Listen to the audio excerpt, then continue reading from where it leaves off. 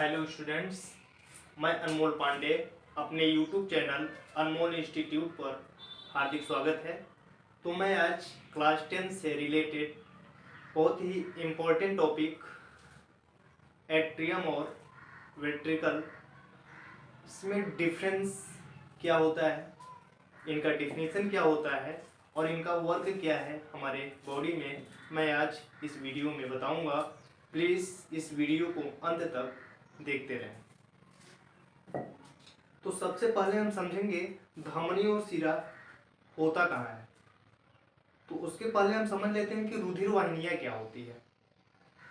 रुधिर को हृदय से पूरे शरीर में पंप किया जाता है और हमारे शरीर में मोटी व पतली वाहिनियाँ पूरे शरीर में विस्तृत रूप से फैली हुई है, ठीक है, जिन्हें हम रुधिर वाहिनियाँ कहते हैं। रुधिर वाहिनियाँ दो प्रकार की होती हैं, जो से धमनी और शिरा कहते हैं, ठीक है।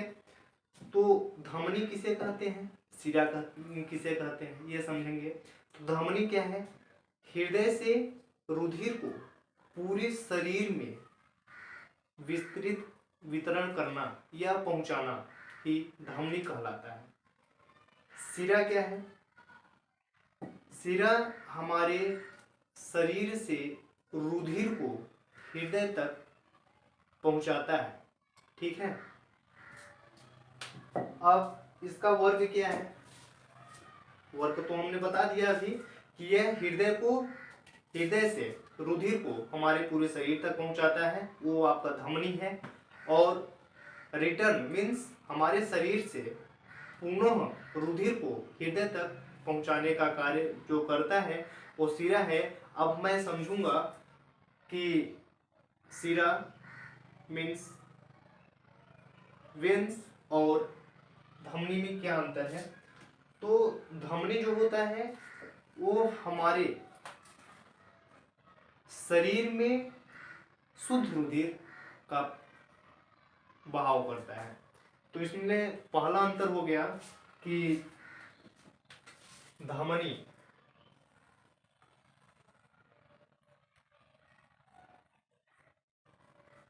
इधर हमारा हो गया धमनी, ये है हमारा शिरा। अब इसमें अंतर क्या है? पहला अंतर ये है हमारा कि ये रुधिर को हार्ट से कहाँ ले जाएगा? बॉडी में, ठीक है। और शिरा का क्या वर्क है? ये बॉडी से हार्ट में पहुंचाता है, ठीक है। मतलब क्या है कि धमनी जो होता है हृदय से रुधिर को पूरे शरीर में पहुंचाता है, इसलिए हमने लिखा इसमें हार्ट से बॉडी। और शिरा जो होता है बॉडी से हार्ट को पहुंचाता है, इसलिए हमने यहाँ पे एक पहला अंतर हो गया कि यह बॉडी से हार्ट में पहुंचाता है, ठीक है। धमनी में जो ब्लड का सर्कुलेशन होता है उसका स्पीड होता है, उसका स्पीड 120 mmHg होता है।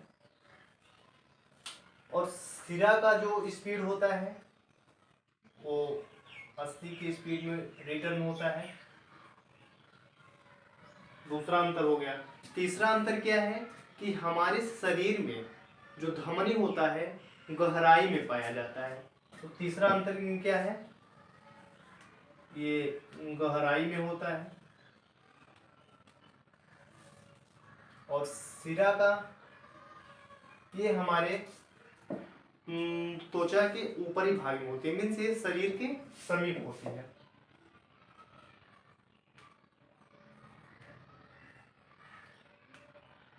ठीक है। अब धमनी में हमारा शुद्ध रुधिर बहता है, जबकि शिरा में अशुद्ध रुधिर बहता है। तो हम लिखेंगे इसमें चौथा नंबर में, धमनी में शुद्ध रुधिर और शिरा में अशुद्ध रुधिर का प्रवाह होता है।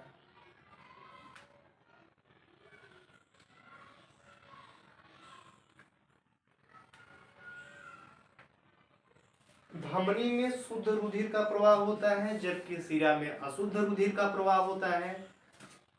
और फुफ्फुसीय रुधिर फुफ्फुसीय धमनी में रुधिर का अपवाद है, मीन्स उसमें अशुद्ध रुधिर बहता है, जबकि अशुद्ध रुधिर शिरा में बहता है। ठीक है, फुफ्फुसीय शिराओं में शुद्ध रुधिर बहता है। अब हमारा क्या है, धमनी में ये अंतर हो गए हमारे।